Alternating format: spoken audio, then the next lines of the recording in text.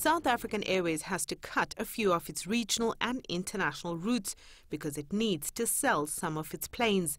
There's been several route changes in the last decade, none of which have helped to make the airline profitable. The airline has been running at a loss for years, but government funding has ensured its existence.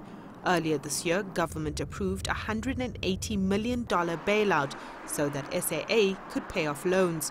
But the airline needs a further $1 billion.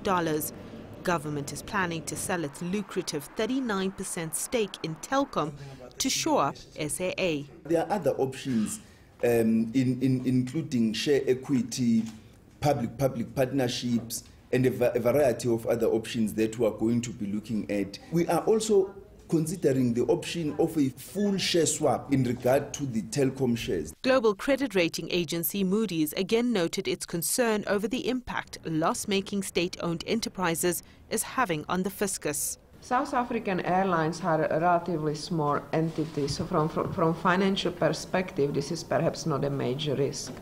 It's more what this bailout, if it were to happen, and we already had one small bailout in July, if it were to happen, what type of reforms will these entities be undertaking? So at some point they will become self-sufficient. SAA has a new Africa strategy that could work, but analysts believe the problems within the airline are severe. There will be some cuts, some rationalization in Africa, but in my view, SAA's best future is to be the airline of choice in Africa, specifically sub-Saharan Africa, where it can be a serious player.